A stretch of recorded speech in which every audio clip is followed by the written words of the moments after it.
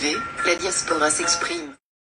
Voilà, donc mesdames, mesdemoiselles, messieurs, comme je disais, d'abord nous vous souhaitons la bienvenue sur notre chaîne de NTV dans l'émission Tameri. Nous revoilà, après un long moment d'absence dû à l'épidémie du Covid, nous revoilà sur des MTV dans notre émission Tameri où nous allons à rebrousse-poil contre toute l'actualité et surtout la géopolitique et la géostratégie. Alors, nous avons ici ce soir, nous allons parler du cas de l'Éthiopie et ce qui s'y passe depuis plusieurs années. Pour nos éditeurs ouest-africains, nous souhaitons expliquer la crise récente en Éthiopie et en Érythrée et comment elle représente plusieurs similitudes avec une autre crise dans l'ouest de l'Afrique, celle de la Côte d'Ivoire. Cette émission portera sur la guerre hybride que le Tpfl, excusez-moi, le Front de libération du peuple du Tigré, parti cléopâtrique au pouvoir en Éthiopie depuis 1991 à 2018, et ses alliés, ceux qui ont exercé au cours de ces 3 dernières décennies dans la région de l'Éthiopie, de l'Érythrée et au-delà, ainsi que leur implication récente dans la guerre qui a commencé en novembre 2020. Nous ferons de brèves comparaisons entre la guerre d'Éthiopie, entre le Tplf et le gouvernement éthiopien d'Abiy Ahmed, avec la crise qui a frappé la Côte d'Ivoire de 2002 à 2022. Nous aborderons les différents aspects de notre guerre, de cette guerre hybride, les rebelles par procuration, la diplomatie trompeuse, les soutiens militaires, les médias et les ONG utilisés comme outils de désinformation, les opérations psychologiques, ainsi que l'instrumentalisation des agences internationales dont l'ONU.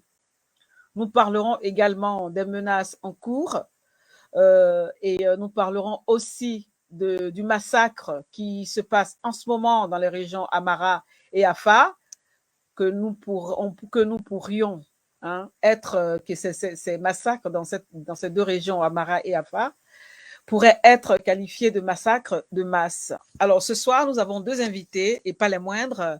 Nous avons la politologue et activiste ASTER CARPANELLI, basée à Rome, et le chercheur, journaliste et rédacteur en chef de Horn of Africa TV, ELIAS AMARE, basé aux États-Unis, en Californie précisément. Voilà. Alors, Niki, la parole est à toi pour l'introduction en anglais. Bonsoir, bonsoir nos invités. Donc, on va faire de français-anglais, mais ça va être une traduction simultanée. Donc, plus tard, dans une deuxième temps, on veut aussi faire une traduction voice-over qui va être plus précis. Je pose la question en anglais à mes 2 invités et Pierrette va traduire. Ima. A blueprint for destabilizing countries in Africa, often applied by Western powers, is the use of an armed rebellion, a proxy group whose sole purpose is to bring about regime change in the country that's targeted. In the case of Ivory Coast, this group was called the Force Nouvelle, headed by Guillaume Soro, a group which actually sprung from nowhere, had no following in the country, was trained and backed by France and Burkina Faso, and pretended even to be 3 different fractions, covering different parts of the country. The so-called Force Nouvelle instrumentalized ethnic grievances to justify a coup d'etat. On the 19th of September 2002, the country was split in 2, leaving the north occupied for 8 years under a rebellion. This is a terrible event in the memory of Ivorians, where even the interior minister, Émile Bogoudodou, has lost his life. This can be compared to the TPLF attack on the 3rd of November 2020 in Tigra, Ethiopia. Donc, Elias Amare, you have described the TPLF rule as one of ethno-apartheid. Can you expand and also explain what has the relationship with the TPLF and Eritrea been till 2018? I just get a translation from Pierrette of the question. Yes. Donc, Elias Amare, vous avez qualifié le régime du TPLF d'ethno-apartheid. Pouvez-vous développer et également expliquer quelle a été la relation entre le TPLF et l'Érythrée jusqu'en 2018? Well, thank you both for inviting me to the panel show, and I thank the previous speaker, my colleague, my sister from Ethiopia. Regarding the TPLF's relationship with Eritrea, as your previous guest, ASTER, mentioned, the TPLF began its as a movement in 1975, some 47 years ago. So initially, when it was beginning, the more mature and older liberation struggle in Eritrea was led by the Eritrean People's Liberation Front. So naturally, they wanted assistance. They were trained and armed by the Eritrean rebels or liberation movement, the EPLF. But this relationship was, from its very beginning, a very troubled relationship. Your previous guest from Ethiopia, my sister Aster, mentioned that the TPLF in 1976 had its manifesto of Greater Tigray. In this manifesto, they envisioned, the leaders of the nascent or the new organization TPLF envisioned a Greater Tigray project for the establishment of an independent Republic of Tigray. And of course, they took large territories from the AMHARA, the Wolkait, Raya area, from Eritrea also. Within Tigray itself, there were several ethnicities. But they said that everybody who speaks Tigrinya is Tigray. So by this reasoning, there were some AFAR, some Saho, some Kunama who live in Tigray, and probably also some Ago ethnicities. These minority ethnic groups would, according to the manifesto, were forced to become Tigrayans or Tigrinya speakers. So it had this secessionist agenda, and when it faced massive criticism from the EPLF, that there was no reason for secession or separatism in Ethiopia. Also from the other progressive Ethiopian movements such as the EPRP and the All Ethiopian Socialist Party, the Meison. Then they dropped this secessionist agenda and just claimed broadly for right of self-determination. But all along, this TPLF manifesto, this secessionist agenda, was there up to 1991, and once they seized power in 1991 with the help of the EPLF, mind you, because militarily it was the EPLF who was stronger and had more sophisticated armaments, mechanized brigades and tanks. Without the help of the EPLF, they could not have captured state power in Ethiopia. Anyways, once they captured state power in Ethiopia in 1991, they then, as your previous guest Aster mentioned, drafted a constitution of an ethnic federalism. Nowhere in Africa is this type of constitution ever witnessed. And in this constitution, they put in an article, Article 39, that allowed for secession and separatism. This is a recipe for disaster anywhere in Africa. Why did they do that? Well, as your previous guest alluded, the Tigrayans are a minority in Ethiopia. And all along, its elite or the ethno-fascist group that formed the TPLF had this mentality of inferiority complex, that they were looked down by the AMHARAs, they were oppressed by the AMHARAs, that the Eritreans looked down on them. And so there was this vendetta type of psychology when they seized power. So in order to rule Ethiopia as a minority, they had to divide it along ethnic lines. So that's why I call this system an ethno-apartheid system. Why ethno-apartheid? Because just as in South Africa during the apartheid regime, you had the white minority regime ruling over the black majority, and in order to rule them, it had to divide them by tribes into ethnic Bantustans. So in a similar way, the TPLF also divided Ethiopia into ethnic Bantustans, what they called ethnic clans or regional states.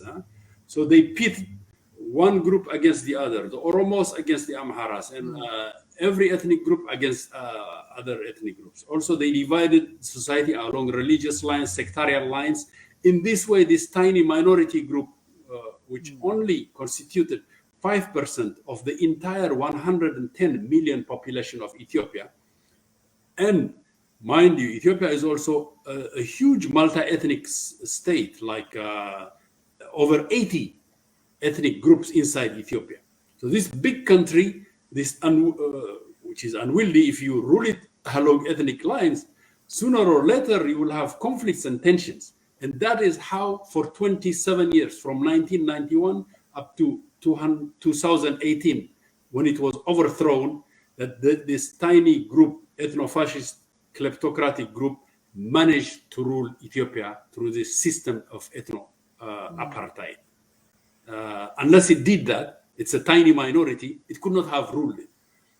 But of course, the other great factor that made them to rule Ethiopia, to impose power on the rest of the majority of Ethiopians, was the huge, massive support of the United States and the European Union countries such as France, Germany, UK. Without this huge support, this tiny minority group could never have ruled Ethiopia. Never, never. And finally, when the Ethiopian people rose up in defiance, they were fed up of this minority rule, of this kleptocratic group called Tplf that looted the wealth of Ethiopia to the tune of over $50 billion. Some estimate it may even be as high as $70 billion. The Ethiopian people had finally, they had it. So by the beginning of 2015, that is 7 years ago, you begin to witness in Ethiopia massive popular uprising of the youth in the Oromia region, in AMHARA, and it spread like wildfire all over the country. And within 3 years, by 2018, the Tplf was forced to give power and flee to its home base in Tigray. And a reform government led by Prime Minister Abiy Ahmed Ali then comes to power. Once Abiy Ahmed Ali comes to power, another factor also that I should make mention, the Tplf also only strives through conflicts and wars. It can only survive in a situation of war. So the other way it also ruled Ethiopia was by deflecting the anger of the people by igniting war against Eritrea. There was no reason in 1998 for a border conflict, a war to be ignited against Eritrea. But why did the Tplf did that? Because that's the only way it could deflect attention away from the people of Ethiopia, from their misery and their oppression by the tiny minority group. So by 2018, when the reform government of Prime Minister Abiy Ahmed Ali comes to power, he automatically sees that peace with Eritrea is essential. And it is because he made peace with Eritrea that he then won the Nobel Peace Prize. And this ushers into the Horn of Africa a new era of the new Horn of Africa of peace and stability. Tplf then, from its home base of Tigray, decides to scuttle this peace, to return back to power. And so by 2020, November, that is 14 months ago, it ignites a war against Eritrea and a war against Ethiopia. So these are the factors by which the Tplf, this tiny minority group, was able to rule Ethiopia for over 27 years through perpetual conflict, perpetual wars, igniting ethnic conflicts, interreligious conflicts, and so on and so forth. Even to this day, it is continuing to do that, and it is being supported by its Western patrons, such as the United States and the European Union countries. I hope briefly I have answered your question. No, thank you. That was very, very clear. Donc, je vais juste vitement traduire. La chose importante qu'il faut comprendre, c'est que dans la Constitution qu'ils ont fait, que le TPLF a fait en 91, excusez-moi, 91 ou 94, 94, c'était une constitution qui était basée vraiment sur les ethnies. C'est quelque chose de jamais vu en toute l'Afrique. Dans chaque région, étaient vraiment séparés par les ethnies. On a donné le nom de la région par rapport au nom des ethnies. Ce que Elias Amare nous explique, c'est que justement, comme c'était une toute petite minorité, on parle de 5% de la population sur 110 millions quand même d'habitants dans le pays. La seule manière pour eux de pouvoir rester au pouvoir, c'était de mettre un groupe ethnique contre l'autre, de créer vraiment des... bon, d'abord, il faut dire qu'aussi dans la Constitution, il y avait un article, l'article 39, qui disait carrément qu'on peut faire une sécession, donc on peut devenir indépendante. Donc c'est pratiquement, disons, une manière de créer une constitution qui voudrait unifier un pays, mais permettre aux États de chacun de vouloir s'en aller, de partir s'ils veulent. Donc c'est un peu déjà le début pose des questions, des problèmes, non? Parce qu'on ne parle pas d'un État national basé sur des citoyens, mais des ethnies qui peuvent décider de quitter. Donc c'était un peu bizarre, mais la raison pour laquelle ils ont fait tout ça et pour laquelle ils ont aussi déclenché une guerre contre l'Érythrée, qui d'ailleurs, il faut se rappeler que le mouvement de libération de l'Érythrée a beaucoup aidé dans la guerre contre ce qui était Mengistu, qui était un peu un régime pro-soviétique, mais disons une vraie dictature à l'époque. Et c'était vraiment le mouvement de libération de l'Érythrée qui avait aidé aussi ce mouvement du Tplf à l'époque de libérer toute l'Éthiopie. Mais eux, ils se sont même allés contre les Érythréens en faisant vraiment une guerre en 98 pour 2 ans contre eux. Donc on comprend que c'est un petit groupe qui se sentait aussi peut-être pas à la hauteur des autres, on comprend pas vraiment. Mais la chose qu'il souligne et qui est très très important à dire, c'est que sans l'aide quand même de l'Occident, donc sans l'aide des États-Unis, de la France et aussi de l'Union européenne en général, ce groupe n'aurait pas pu rester au pouvoir pendant 27 ans.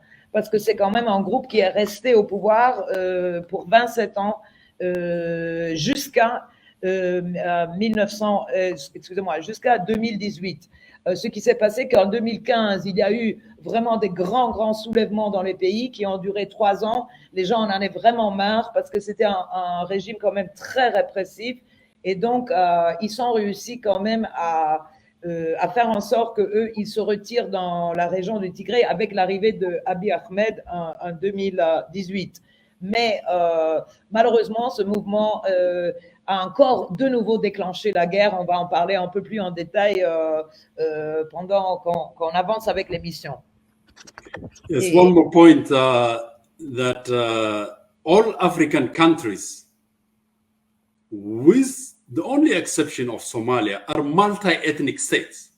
Cote d'Ivoire, for example, is, I don't know, 60 ethnic groups. Am I correct? Or somewhere in that line. So nowhere in Africa is a system of ethnic politics officially instituted as was by the TPLF in Ethiopia. Why? Because all the founding fathers of Africa after colonization saw it in the wisdom that this would be a recipe for disaster. Yes. You institute toxic ethnicity in politics, it would lead to civil war. And so it is only in Ethiopia that we saw this type of toxic ethnic politics. Otherwise, the other exception being South Africa, of course. But South Africa is a unique apartheid system. It was designed as a racist apartheid system to keep the majority black people. They had to divide them along tribal lines, the white minority regime. And sooner or later, of course, that white minority regime was overthrown. And Ethiopia is, of course, an exception, that it was the only country in Africa that was not colonized by Western colonialism.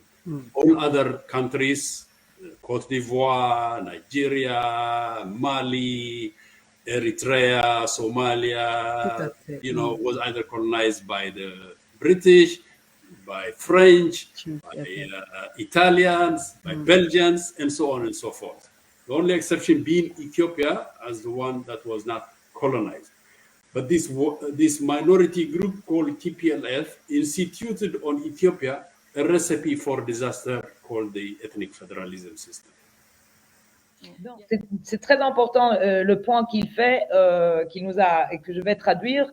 C'est justement que un peu comme qu'il n'y a aucun pays en Afrique qui a créé des régions sur la base des ethnies. Le seul qui l'a fait, c'était l'Afrique du Sud pendant l'apartheid, parce que c'était une minorité blanche. Comment est-ce qu'ils pouvaient prendre le pouvoir ou tenir le pouvoir sur une grande région? Ils ont créé les Bantoustans, non?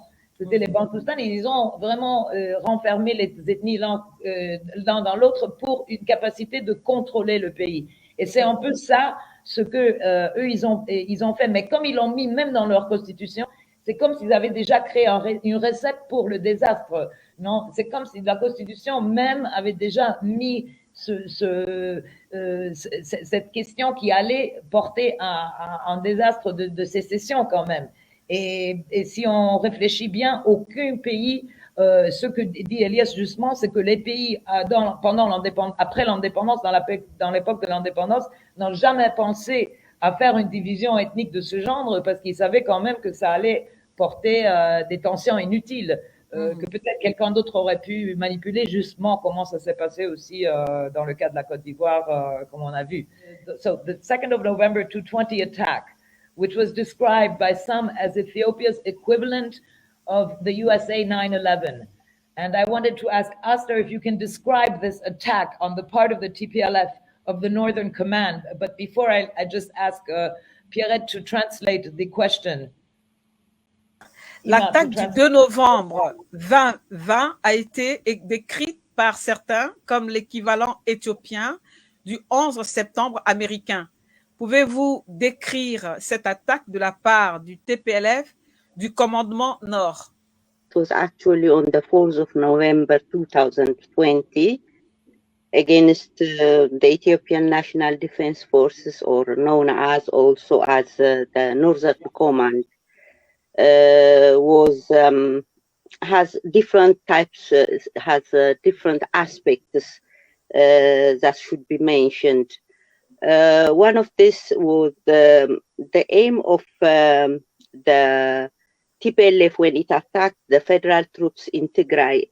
Just to remember, the federal group or the Ethiopian National Defense Force has been in Tigray for almost 20 years.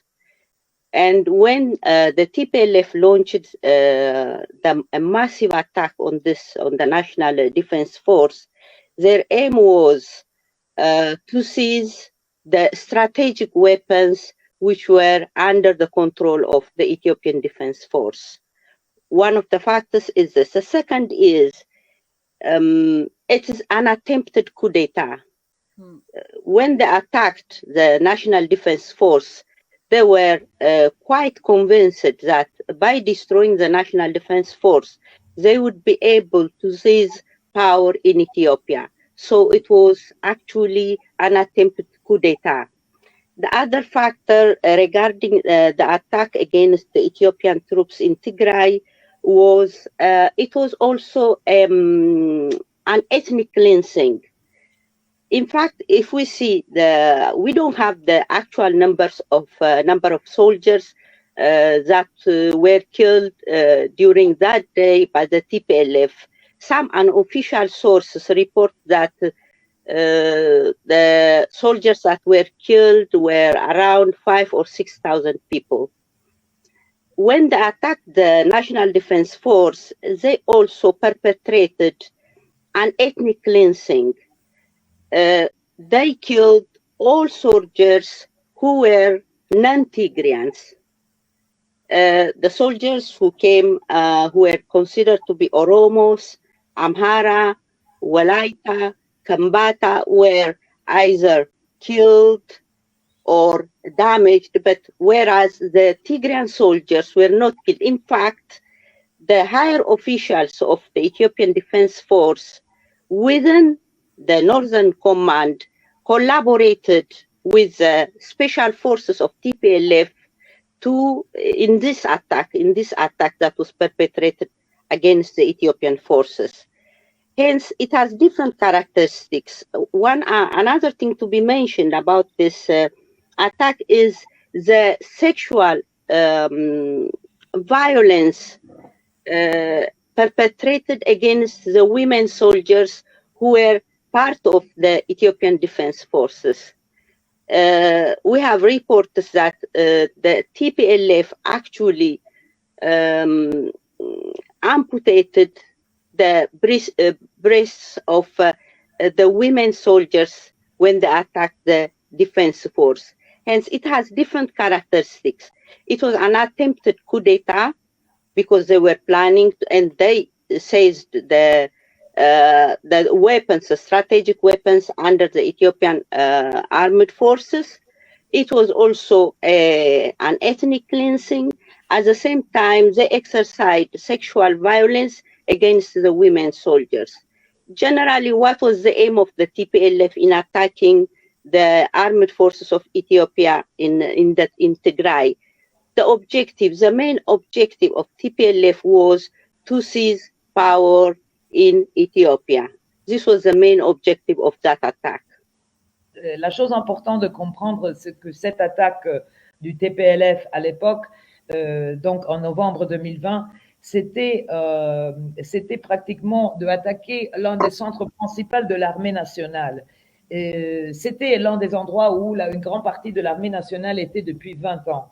Et donc, il y a trois aspects de cette attaque que Aster nous explique.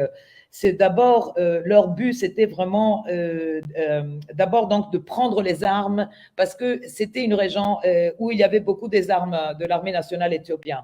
La deuxième chose, c'était que c'était vraiment une tentative de coup d'État, parce qu'ils voulaient vraiment prendre le pouvoir avec ça, en pensant peut-être de réussir, parce qu'ils se sont quand même élargis beaucoup. Et ils ont aussi ciblé vraiment les non-tigréens. C'est ça qui est assez terrible, c'est qu'on n'a pas les chiffres exacts, mais on a quand même des chiffres qui nous parlent de 5-6 000 morts des autres soldats, parce que vraiment dans la nuit, ils ont tué les soldats qui étaient des autres ethnies. Donc si c'était des soldats AMHARA ou Oromo ou d'autres ethnies, ils les ont vraiment ciblés. Donc c'était vraiment une attaque ethnique dans le sens en ciblant des ethnies qui n'étaient pas de leur ethnie. Donc ça, c'est vraiment la troisième chose très importante à souligner de cette attaque de novembre 2020. Et l'autre chose, qu'il y avait quand même une collaboration de la part des autres officiers avec certains des TPLF, et la chose peut-être la plus désastreuse, c'était vraiment les violences sexuelles vis-à-vis des femmes. Vis-à-vis des femmes soldats, auxquelles on a aussi des rapports qu'on leur coupait les seins, que vraiment il y avait c'est vraiment une violence extrême vis-à-vis des soldats femmes.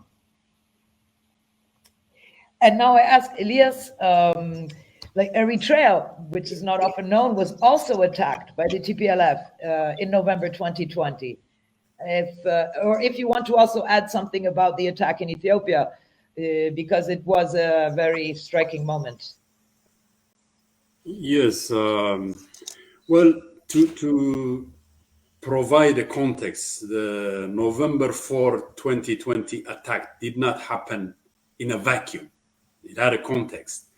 As we mentioned before, both of us, the TPLF lost power in Ethiopia in March, the end of March or beginning of April 2018. And within its coalition, EPRDF party, election was made for the party leadership. And so Dr. Abiy Ahmed Ali was elected as the party leader, and he becomes automatically the prime minister. So the TPLF then panicked and fled to its home base in the north, Tigray, and from there they didn't rest. They started to conspire as a means to return to power, and so they spread from there. Mind you, they had control of the army and the security intelligence apparatus of Ethiopia for 27 years.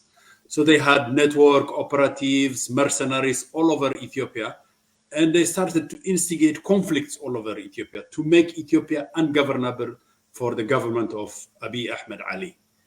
So for 2 years, from 2018 up to 2020, they were doing all these kinds of destabilization, conflict and chaos strategy, as I call it. I had written extensively in 2018. In fact, I sort of foresaw that the TPLF would not rest, would not accept defeat and live with the situation, but they will try a strategy of chaos and conflict to destabilize Ethiopia. If they cannot rule, then nobody else can rule it. That's what they have always been saying this on record. Even while they were ruling Ethiopia, my sister Aster will corroborate this for me. Its rulers such as Sibhat Naga, the eminence Greece, the grand old man, was saying, if we don't rule Ethiopia through this EPRDF, it will disintegrate. You know, it's either us or our system of ethnic federalism or disintegration. So once they lost power, they actively worked for this type of chaos, strategy of chaos in Ethiopia. They also looked negatively at the peace between Ethiopia and Eritrea, because as I pointed out earlier, TPLF can thrive only through conflicts and wars. So they looked with disfavor at the peace with Eritrea, and they had to disrupt that. They didn't accept it. The peace with Somalia also that was made. So this tripartite peace, Eritrea, Ethiopia, Somalia, was not in their favor, and they tried to disrupt it as much as possible.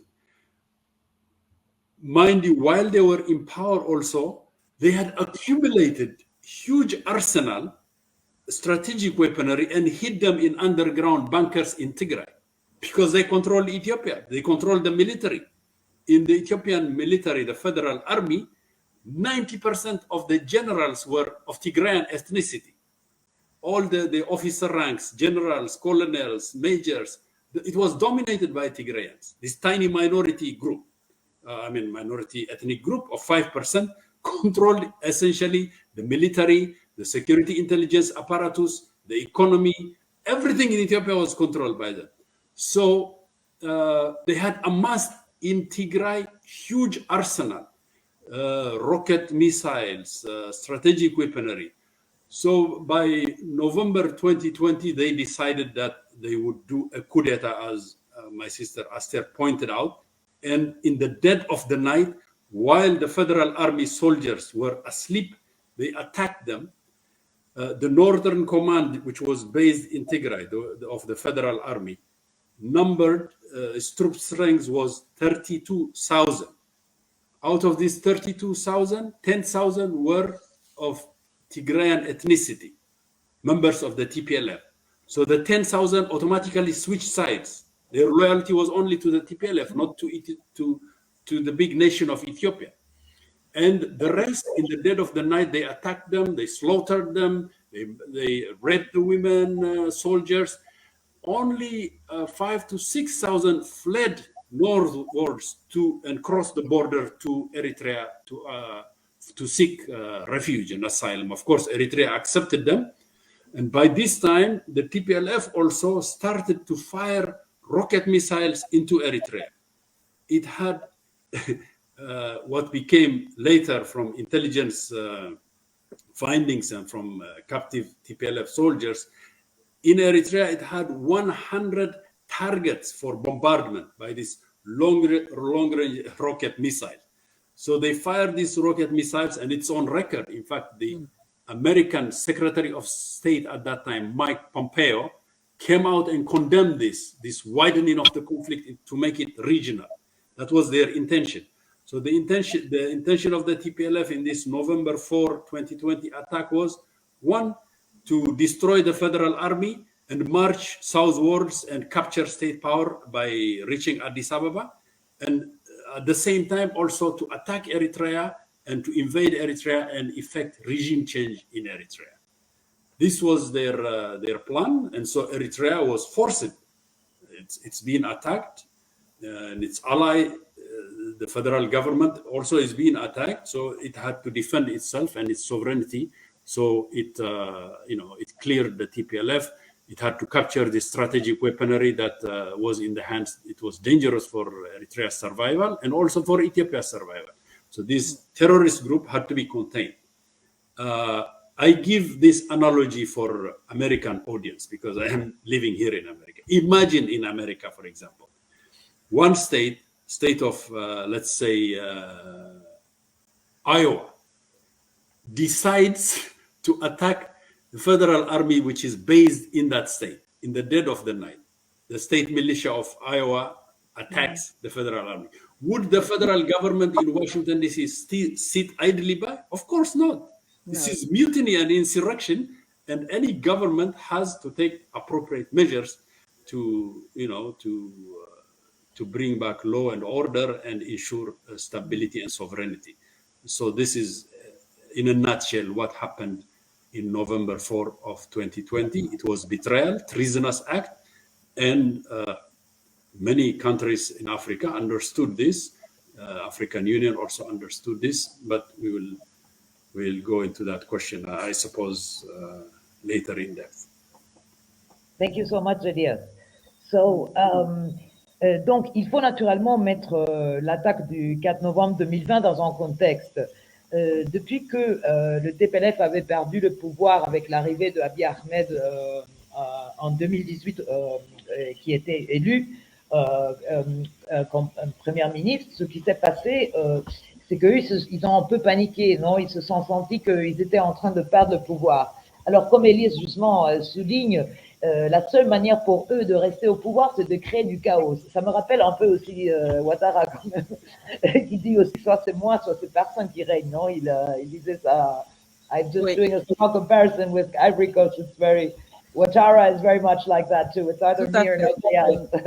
He said that even. Par exemple, ils ont aussi pas accepté le fait que le gouvernement d'Abiy Ahmed était aussi en train de faire une paix aussi dans la région, pas seulement avec l'Érythrée, mais aussi avec la Somalie. Donc, ça dérangeait qu'il y avait une autre, disons, une autre constitution, même des trois pays qui allaient se rapprocher sans que eux, ils avaient un rôle. Non, pour eux, c'était soit nous, soit la désintégration du pays. C'était vraiment un peu comme ça. Donc, ils n'étaient pas d'accord, même avec le fait d'arriver à cette paix dans la région. Parce que il ne faut pas oublier qu'une minorité de ce genre, s'il y a la paix, c'est pas eux qui vont être au pouvoir. Et c'était ça leur but, c'était de toujours créer des problèmes. Et ce qui s'est passé cette nuit-là, donc il faut d'abord rappeler aussi qu'ils ont tenu des élections sans que ils auraient pu ou dû les tenir, mais après, la chose terrible, c'est que cette nuit-là, cette fameuse nuit-là du novembre 2020, le fameux coup d'État, il y avait quand même 32 000 soldats, dont 10 000 étaient plus ou moins de Tplf. Et c'est vraiment dans la nuit qu'ils ont attaqué tous leurs frères et sœurs africains, ils les ont massacrés vraiment. Elias nous explique qu'il y a plus ou moins 6 000 qui sont allés vers l'Érythrée, donc qui sont allés se réfugier vers l'Érythrée, mais ils ont vraiment, c'était vraiment un vrai massacre.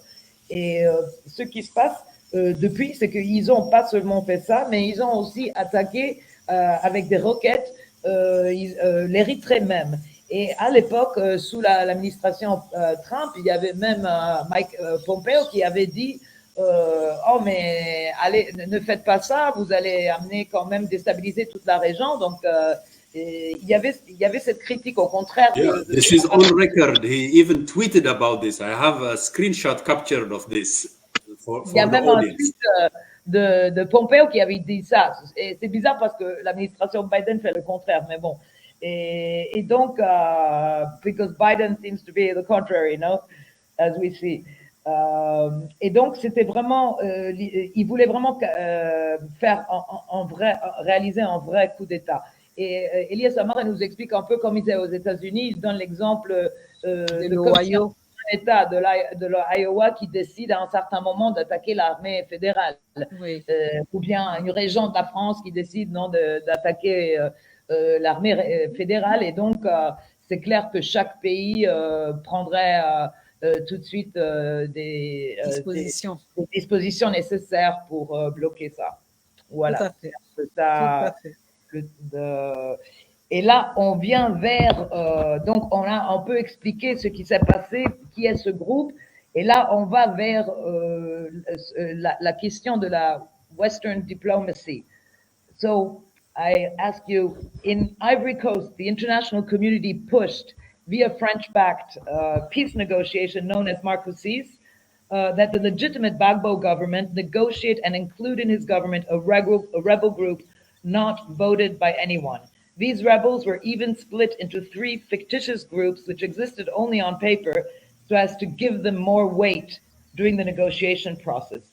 This same request, pushing the Abiy Ahmed government to negotiate with the TPLF, has been heavily pushed by Western states, going as far as setting up a fake rebel alliance of people no one had ever heard of in Ethiopia in a meeting in Washington.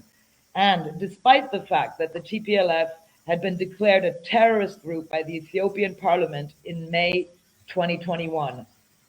And my question is therefore, how has Western diplomacy dealt with this crisis since November 2020? But maybe, Pierrette, you can... in French, yes.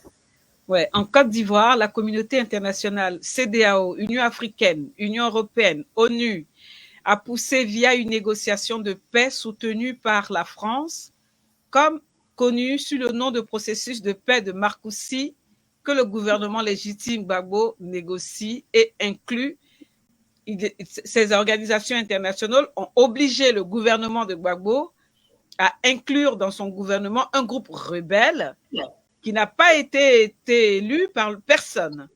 Ces rebelles ont même été scindés en 3 groupes fictifs qui n'existent que sur le papier afin de leur donner plus de poids dans le processus de négociation. Cette même demande poussant le gouvernement Abiy Ahmed à négocier avec le Tplf a été fortement poussée par les États occidentaux, allant jusqu'à la mise en place d'une fausse alliance rebelle de personnes dont personne n'a jamais entendu parler en Éthiopie lors d'une réunion à Washington, et malgré le fait que le Tplf a été déclaré groupe terroriste par le Parlement éthiopien en mai 2021. Donc, la question s'adresse à ASTER et à ELIAS. Pardon. Comment la diplomatie occidentale a-t-elle géré la crise depuis novembre 2020? Well, when we talk of diplomacy regarding the TPLF and the conflict in Ethiopia, I think we have to go back to the beginning of the 1990s. We remember that till 1991, Ethiopia was governed by a military, we can call it a military dictatorship. At the head of this government was Colonel Mangistu Haile Mariam. At that time, Mangistu Haile Mariam had a very good relationship with various socialist countries, especially with the Soviet Union. In fact, at that time, we remember that there was what is called the Eastern Bloc. And Mangistu Haile Mariam's government used to declare itself as a socialist or a communist-oriented government. Hence, when in 1991, when the TPLF came to power, the Western diplomacies were actually favorable towards TPLF, because in the West, the government of, or the regime, I would say, of Mengistu Haile Mariam was considered a leftist government, a socialist and a communist government. Hence, the downfall of Mengistu Haile Mariam and the coming to power of TPLF was accepted favorably by the Western democracy. And moreover, we have to take into consideration another issue regarding the diplomacy and the conflict, especially when we speak about the TPLF. That is, TPLF almost most of the time, it used to promote what's called a shifting ideology. And because it promoted this shifting ideology, that is on one side, it presented itself as a political entity or as a political group which is anti-imperialist. On the other side, in its relation with foreign diplomats, it described itself as if it is favorable for a liberal system. And this shifting ideology has helped a lot the TPLF when it was governing Ethiopia. In fact, the support to TPLF came from groups, from left-wing groups, as well as from right-wing groups.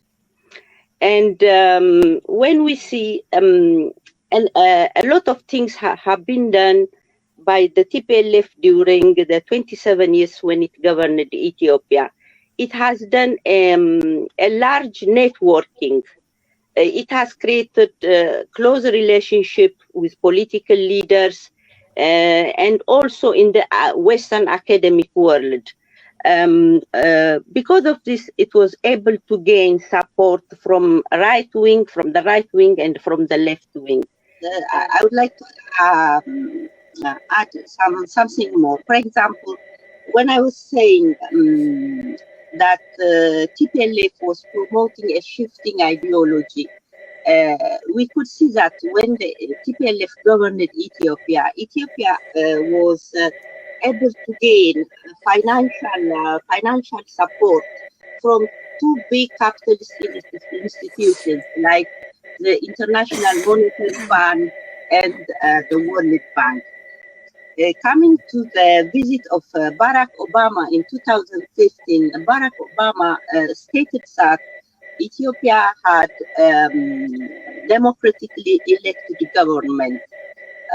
This has created a number of opposition to the statement of Barack Obama from the diaspora, Ethiopian diaspora, from the people of Ethiopia, from opposition leaders in Ethiopia, and particularly from Ethiopian journalists, because the reality was completely different.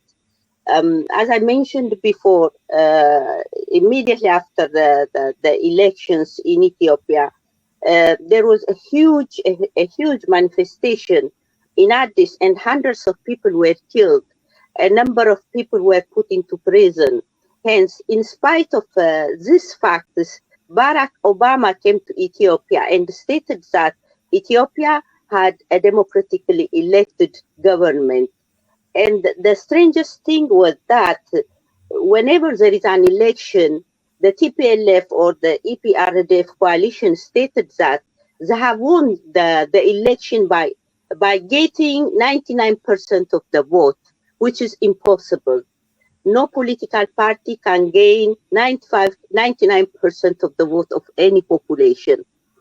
Moreover, just to add some other examples, we could cite, for example, Susan Rice.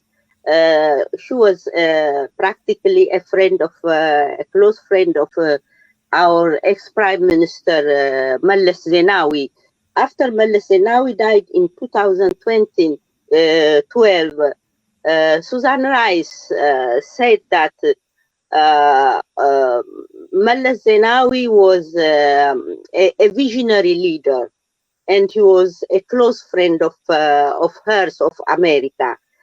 We could cite other people. There were also scholars and academicians who had a close relationship with the TPLF leaders. For example, I don't know how to pronounce it. It's a Norwegian name, Ketil Trombolt, a Norwegian scholar. And some other person is Martin Plaut, the ex-BBC correspondent for Africa. All these people, the academic world and the political leaders, had close connection with the TPLF. We could also mention Blair. Blair was also a close friend of Meles Zenawi, the ex-Prime Minister of Ethiopia.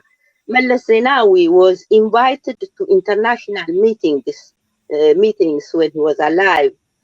Hence, the political position of various Western diplomats in favor of TPLF, we could say, is a cumulative effect or the cumulative result of the networking that the TPLF made during the 27 years that it ruled Ethiopia. Ethiopia has been, it's quite obvious that Ethiopia has been under pressure from the, because of Western diplomacy. There are, especially after the conflict, there are some issues that the Western diplomats, governments used to mention or used to request the Ethiopian government. For example, one of the questions that were usually mentioned or they used to request the Ethiopian government was to stop the war in Tigray immediately. This was one of the questions. And the other was the withdrawal of Ethiopian federal troops from Tigray and the withdrawal of the Eritrean troops, as well as, this is really astonishing, the withdrawal of the special regional forces of AMHARA from Tigray. Also, we know that the special forces of AMHARA have never gone to Tigray. The other question is the Ethiopian government was continuously condemned of human rights violations. This regarded also the Eritrean troops in Tigray. Moreover, one of the issues that was repeatedly said by the Western diplomats and journalists as well is the access of humanitarian, the immediate access of humanitarian aid to the people of Tigray. These are the most important questions raised by Western diplomats regarding the Ethiopian government. Following this, there were some, we could say, some kind of economic sanctions taken by the European Union and the United States, and this was followed also by the visa sanctions imposed on Ethiopian leaders and also the Tplf leaders. And in this moment, I think there is a bill known as HR 6600, if I remember well, a bill that is to be approved. I don't know. There might come other sanctions on Ethiopia. These are some of the pressures and the relationships that were between Ethiopia and the foreign diplomats and the Western governments. Excusez-moi. Donc, tout au début, le Tplf avait un appui parce qu'il se faisait passer un peu comme un groupe anti-impérialiste, comme ça, mais tout de suite, ils se sont quand même transformés dans un... ils ont, disons, laissé tomber tout cet aspect-là de leur lutte. Et pendant 27 ans, ils ont eu vraiment un appui, comme on l'avait dit aussi avant, très, très fort à partir de l'Occident. Et on peut donner un exemple par exemple, un exemple du voyage d'Obama en 2015, où il y avait eu des élections et où quand même, il y a eu beaucoup de morts, beaucoup des personnes qui ont été mises en prison. Et Obama arrive et dit que tout va bien, on connaît ça aussi. Et donc, cette manière un peu de vraiment soutenir ce régime au-delà de tout. Et la coalition de ce régime, et même, on a d'autres exemples comme Susan Rice, qui, quand l'un des, disons, leaders du Tplf, Meles Zenawi, était mort, elle avait dit à ses funérailles que c'était d'abord un très proche ami à elle et que c'était vraiment un leader visionnaire. Donc, on peut voir vraiment une position très pro ce groupe sans jamais le critiquer. Et il y a aussi des experts comme le Norvégien Tromvel ou aussi Martin Plaut. Et ça, c'est vraiment des experts, des académiciens qui poussent la ligne du Tplf au-delà et toujours vraiment... ceux qui se passent, ils sont toujours là à l'appui. Comme aussi quelqu'un comme Blair, comme Tony Blair, qui, bon, on le trouve tout le temps. Hein, je crois qu'il a aussi aujourd'hui l'aide de Kagame. Non, on sait. Et donc, ça c'est ma parenthèse. Et donc, on voit vraiment qu'ils étaient toujours pendant les 27 ans vraiment à leur faveur. Et là maintenant, par contre, après quand la guerre a commencé, ils ont posé des questions assez bizarres, dans le sens qu'ils demandaient que pas seulement l'armée se retire, donc pratiquement que l'armée ne doit pas défendre la souveraineté du pays, le territoire du pays, mais qu'il devrait se retirer, qu'il ne devrait pas attaquer. Et en plus, il y a même des forces spéciales de chaque région qui protègent ces régions-là, comme par exemple dans la région d'AMHARA, et ils demandaient même que ces forces-là se retirent, donc pratiquement qu'ils ne se défendent pas. Si on pense à la crise post-électorale ivoirienne, quand même, on voit que c'était un peu la même chose, non? On demandait aux forces de Gbagbo de ne pas réagir par rapport à des attaques quand même qui n'étaient pas nécessairement légales. Et donc, l'autre chose que l'Occident tend dans les journaux, etc., on continue à dire qu'il y a aussi une affabulation totale, c'est l'accès humanitaire. Ils disent tout le temps dans les journaux, j'ai même vu dans Le Monde, dans d'autres journaux, qu'on dit tout le temps qu'on n'a pas l'accès humanitaire à la région de Tigré, qu'il n'y a pas un accès. Et aussi, on a fait des sanctions quand même vis-à-vis de l'Éthiopie et aussi de l'Érythrée. Voilà. Et je pose la même question à Elias. Also, is how for you has the Western diplomacy dealt with this crisis since November 2020? More or less the same pattern as ASTER has explained in Ethiopia. Remember, the TPLF regime, while it was in power in Ethiopia for 27 years, had managed to rule Ethiopia with the blessing, the full support, the financial, economical, military, political cover, diplomatic cover of Western governments, in particular the United States. The United States, after the end of the Cold War in the 1990s, had this doctrine of controlling Africa through anchor states. To control Africa, you have 4 anchor states. For the western region of Africa, the anchor state, designated anchor state, was Nigeria. For the northern, the Arab North Africa, Egypt was the designated anchor state. For the Horn of Africa, East Africa, Ethiopia was the designated anchor state. And for the southern region of Africa, of course, South Africa. So through these 4 big states, you designated them as the major client states, proxy forces to control the 4 regions. And thus you ensure your imperialist hegemony over Africa. This was the United States strategy. So for this reason, the TPLF regime was given all kinds of support, massive diplomatic cover. While it ruled Ethiopia, it committed massive atrocities, human rights violations, even genocides, such as in the Gambela region of Western Ethiopia, in the Ogaden Somali region, in Amhara, in Oromia. I mean, the crimes it committed were horrendous, but it was always covered up. The media gave it a rosy, picture. Meles Zenawi was the darling of the West. He was wined and dined. He was invited to the World Economic Forum in Davos, in big conferences, and he was touted as the visionary leader. As my sister Aster mentioned, Tony Blair, for example, had this project called NEPAD, New Economic Partnership for African Development. And so the 2 leaders he designated for this in Africa were Thabo Mbeki and Meles Zenawi. Meles Zenawi and the TPLF were the most corrupt kleptocratic regime in Africa, I could say. But yet the Western governments gave them all the time favorable political, diplomatic cover and media coverage. And they covered up their crimes, their massive crimes against humanity. This was during the 27 years of their reign in power.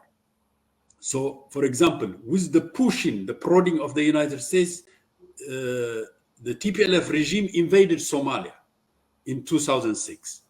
This is a sovereign nation. So the invasion of a sovereign nation was blessed by the United States, and even the regional organization called IGAD, just as you have ECOWAS in West Africa, we have in East Africa, Horn of Africa, a regional organization called IGAD. IGAD even gave it its blessing. So the neighboring puppet states like Kenya, Uganda also kept silent. while a sovereign nation was being invaded. The only country to oppose this was Eritrea, and for this, Eritrea was punished by having sanctions imposed on it at the United Nations Security Council. So it's this kind of political machinations, cover-ups, diplomatic cover-ups. Even the Western human rights organizations never fully reported and publicized the massive atrocities and crimes against humanity that TPLF committed in Ethiopia in its 27 years of misrule and tyrannical misrule.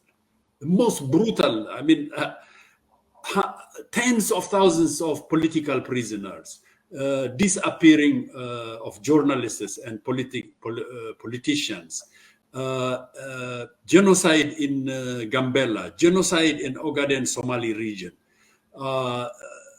and all kinds of brutalities were committed, but you know, nothing whatsoever.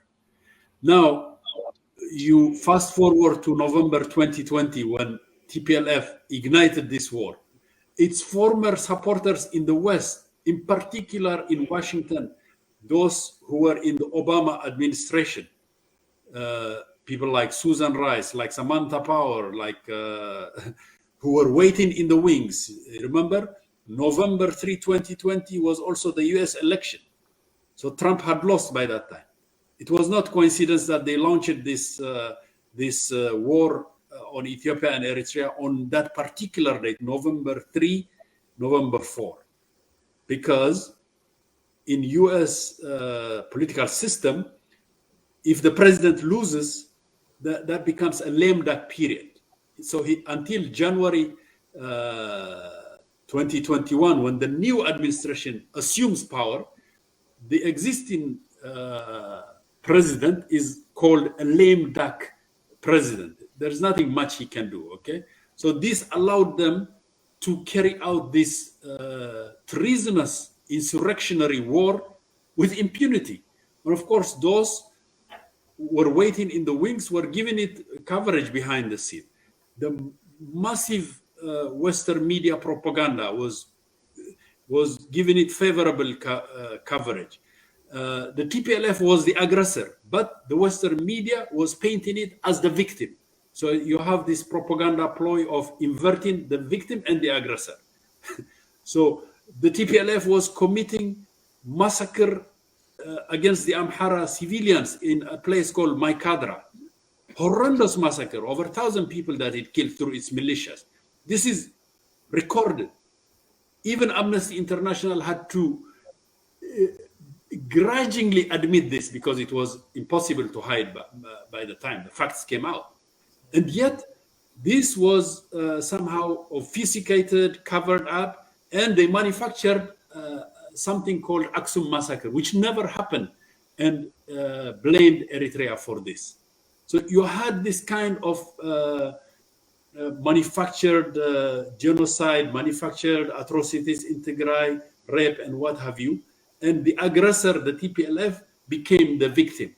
And through this kind of media coverage, cover-up and diplomatic cover-up, then the atrocities, the crimes against humanity of the TPLF was covered up, as was done in its previous 27 years in power in Ethiopia.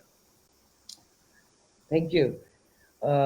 OK, donc si on regarde dans l'histoire, disons l'administration, on regarde dans les 27 ans qu'ils étaient au pouvoir, que ce gouvernement était au pouvoir du TPLF, on voit quand même que les États-Unis avaient toujours dans la région de l'Afrique des États auxquels elles s'accrochaient, qui étaient un peu les États phares qui allaient contrôler le reste de la région. Donc on avait le Nigeria en Occident, on avait l'Égypte au nord, l'Éthiopie dans l'est et l'Afrique du Sud dans le sud. C'était un peu les pays, et même avec des crimes atroces qu'ils avaient commis, ils avaient commis des génocides dans la région de Gambela, de AMHARA aussi, comment on dit ça en français, je ne sais pas. Somalie. Ogaden, c'est la région Somalie, Ogaden. Là aussi, il y avait vraiment eu des génocides, des massacres atroces Mais vu l'appui qu'ils ont eu, spécialement de la part de l'Occident, des États-Unis, et il n'y a jamais eu une tentative d'en parler. Ça a été toujours, disons, mis sous, comment on dit bien, mis sous le tapis, comme on connaît très bien. Et donc, même le Meles Zenawi, comme on avait parlé avant, il a été invité à Davos ou dans les grandes institutions, au World Economic Forum, au Forum économique mondial. Et on avait toujours donné l'impression que c'était vraiment, non, on voulait donner cette impression-là que c'était un pays, même quand ils ont envahi la Somalie, l'Éthiopie avait envahi la Somalie en 2006. Je crois que c'était 6 ou 5. Somalia was 2006 or 5? 2006, correct, yeah. 2006, ils avaient envahi la Somalie. Ils ont eu vraiment, non, les États-Unis n'avaient rien dit, et même dans la sous-région, on a un peu, comme on a ECOWAS en Afrique de l'Ouest, on a IGAD en Afrique de l'Est, et là aussi, aucun pays avait rien dit, ni le Kenya, ni l'Ouganda. Imaginez-vous, ils sont en train d'envahir un autre pays, et le seul pays qui était contre cette guerre, c'était l'Érythrée.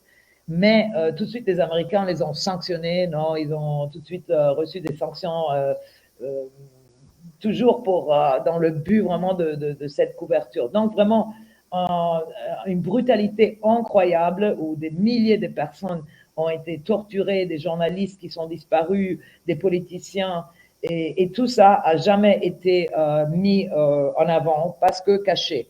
Et cette même administration, elle est venue, c'est de nouveau l'administration d'Obama qui est revenue au pouvoir.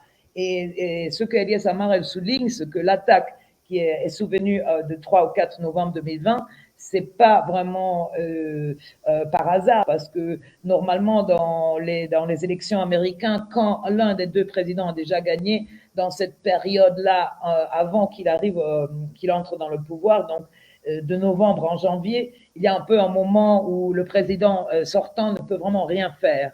Et c'est pour ça que tous ces personnages après de l'administration Obama, comme Susan Rice, Samantha Power, ils sont après revenus au pouvoir, et c'est eux qui avaient déjà avant fait toute cette couverture que rien sort.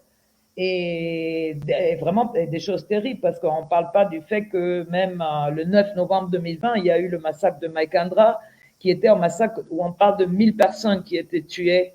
La chose terrible, c'est qu'on n'en parle pas du tout, on fait semblant que c'était pas autant grave, et on a même inventé un autre massacre, le massacre d'Aksum, qui est en réalité une fabrication. Et peut-être on pourra en parler plus tard